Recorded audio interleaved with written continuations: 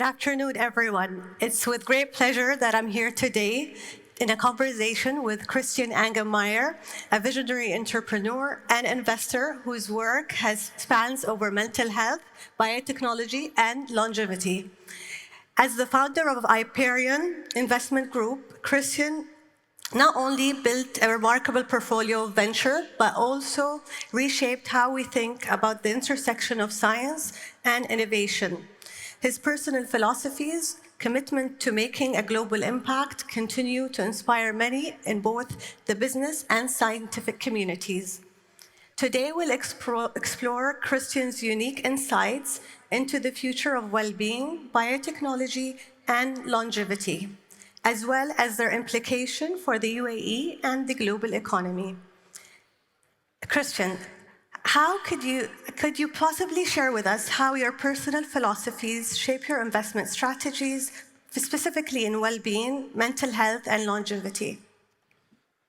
So first of all, thank you for having me and welcome everybody. I don't know, maybe to call it a personal philosophy is almost too, makes it sound too intellectual, because it's actually very simple.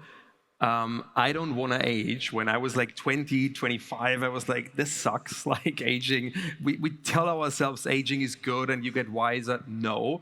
Why can't you get wiser and more educated all the time, but stay young physically? So I always thought, since I'm started to age, that aging is a disease, and more convinced than ever, we're making good progress, we can talk about that, to really cure, reverse it, slow it down. So I don't want to age, so that's why longevity, and I want to be happy, so that's why mental health. And if you look at these two things, these two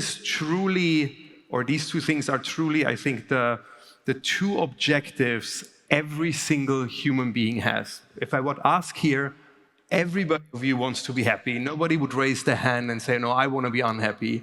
And everybody of you wants to be healthy. Nobody would say, oh, I want to be sick. And once you're happy and healthy, it's a very natural desire to live this life, which is unbelievably awesome. I'm a huge optimist. I think we're going to go into the most amazing time of humanity, and I want to experience this for as long as possible. So that's sort of, you can call it egoistically, but in a good way, my egoistic wish to live very long, very happy, and very healthy is hopefully also allowing that for everybody else as well. That's great that you say that, because one of the metrics that we look into in the UAE is the happiness of the UAE population, and we score very high when it comes to happiness. Moving on to the next question on the UAE specifically. So the UAE has made commitments in biotechnology and in becoming a global hub for biotechnology as well.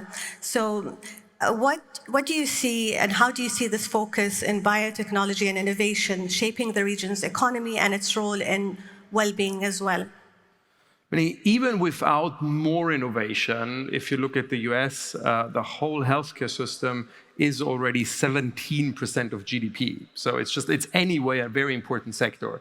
Yeah. Then second, if you would ask yourself, and my guess is that half of the group here are people who maybe moved to the UAE from outside. When you move somewhere, normally, I think if you're parents, you think about schools. That's very important. But otherwise, I think one of the top ranking, if not number one ranking decisions where people move to is like, how good is the healthcare system?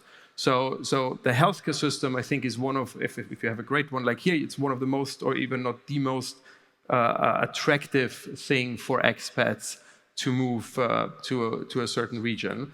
Then I know you're making real good progress in even sort of expanding that, let's call it value chain, from clinics back to drug development, like new stuff.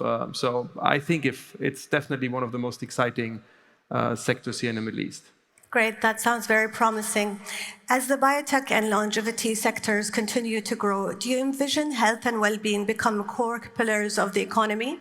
I think they already are, but it's going to be much more, because we're going to add on it. Maybe as one, maybe what the real change, and by the way, where also the UAE is at the forefront. So when I came here for the first time in Abu Dhabi, you really had posters which said like, we want to become the global leader in longevity. And you might think that is just a side thing, but why this is important is because till round about 10 years ago, the idea in the scientific community and actually in the global regulatory world that aging is a disease which can be prevented, slowed down, maybe even reversed, was actually seen as absurd. So I'm thinking and talking about it since 20 years, and people really said, okay, he's a little bit crazy, he's a little bit... If you're still going to read articles that I'm eccentric, I'm very proud of that. Because I always thought it's natural. Again, you don't want to age, just people don't dare to say it. So, but then 10 years ago, a colleague of mine, with whom I then started a company, who I'm very proud of, is Professor Manuel Serrano. He, for the first time, really defined what aging is. And what he came up with, or what he sort of defined, was that it's not a single disease. That was kind of the point where we got it wrong. And even if I'm saying now aging is a disease, it's not correct, because that simplifies it too much. He came out and said, wait a moment, there are 9 so-called hallmarks of aging, and like metabolic dysfunction, stem cell exhaustion, sort of 9 suddenly very definable issues. And these 9 hallmarks of aging, they form then, because we all have these diseases, they form a picture we call aging, and ultimately dying. And that was sort of a pivotal moment where suddenly scientists were saying, wait a moment, maybe we can do something. The problem is, like always, regulators globally, especially in the US, are lagging behind. So even, and we do that if we have new medical treatments in development which slow down aging, we cannot at the moment go to the FDA and say, hey, cool, here's a new drug, let's test it, it's going to slow down aging, because the FDA will say, but where's the problem? You're not curing a disease, because the regulators have not caught up with defining aging as a disease. So we always have to find complicated workarounds and try it for what we call acknowledged diseases. So this is why it's so important what the UAE is doing, and my colleagues here are working a lot with your regulators. The more we socially and then ultimately, though, with the regulator, define aging as a disease and longevity as a target, the easier you make it for people like us to design trials and do all of the scientific work. So that whole focus of the UAE, as simple as it sounds, on longevity and making it a topic is helping a lot, because it's really changing the global dynamics on the drug development side.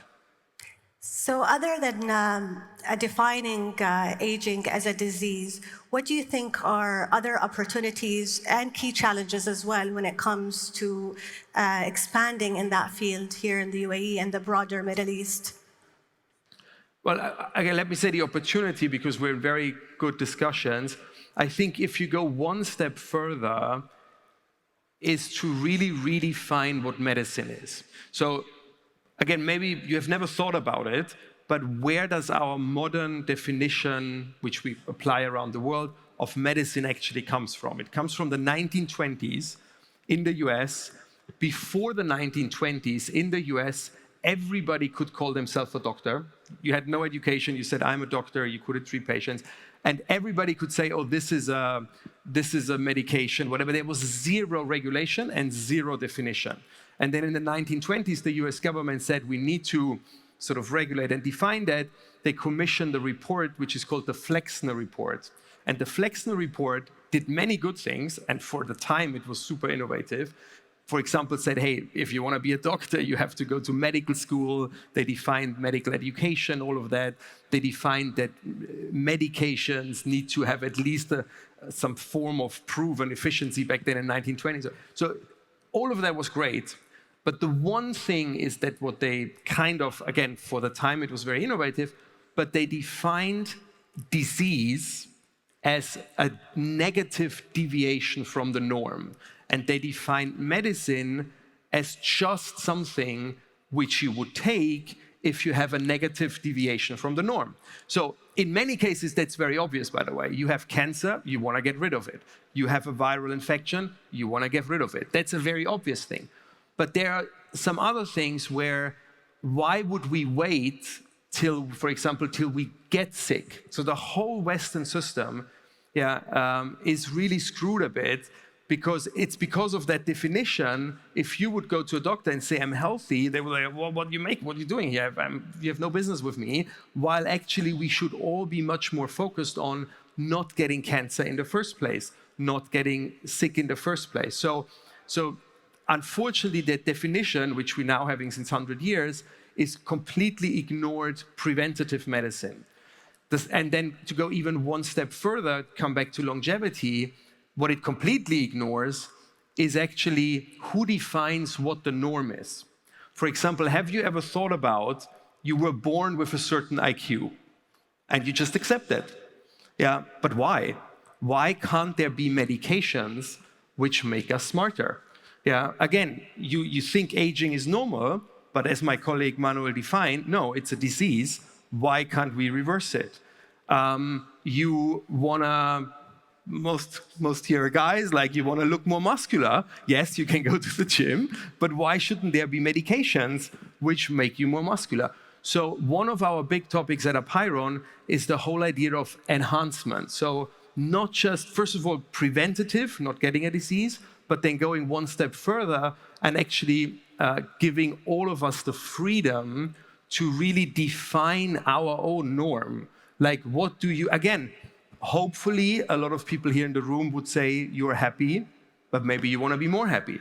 Yeah, just like challenging that we just always have to wait till we're sick, saying, look, first of all, don't want to get sick, but ideally, you should all be able to define what you want to be, how you want to look, how smart you want to be, how happy you want to be, and then sort of optimize yourself with the help of science. Thank you. That's very inspiring. I'm sure everyone else here would like to know more, other than prevention, when it comes to mental health and well-being. If there's any specific note that you could keep us with that would resonate with us, what would that be? So as I said, so we're working in our biotech department, we're working on many new sort of modalities, treatment options for, as I said, hopefully making all of you happier, healthier, whatever. But that takes time. It's really like biotech is a long game. Yeah. So, and as I said, just the framework has just shifted, which allows us to do that. However, because that's normally, and I love that question, because you should go home and take something home. Hopefully, take something home that the world is going to be awesome. And the UAE, I really believe it, has a great place in it. But the other thing which you should take home is there are some things everybody can do right now. You don't need any medication, whatever, to stay both mentally and physically healthy. And they're actually simple and hard because they need a little bit of discipline. But if you look scientifically at the 5 most important things for your health, both physically and mental health, is the number 1 is sleep.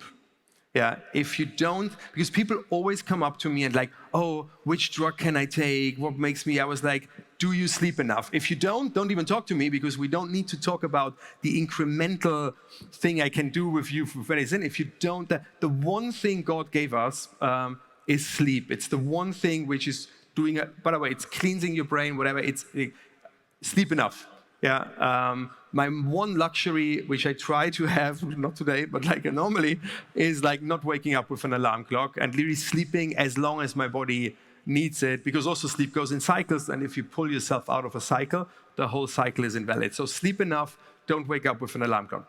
The second equal, these are the 2 things, and by the way, this is why I think what you said is true, that the UAE has a high happiness level.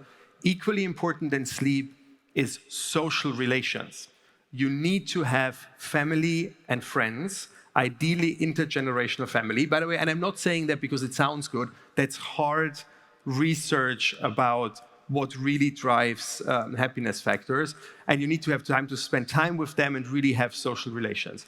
The third one is food, practically Mediterranean diet, like a lot of vegetables, little to no sugar, which is a problem here, yeah, with all the dates and all that, and more fish than meat. The fourth one, at least if you follow your rules, you're great. I'm actually unhappy that they serve alcohol more and more. Alcohol is the devil. I really mean it. I've never tried it.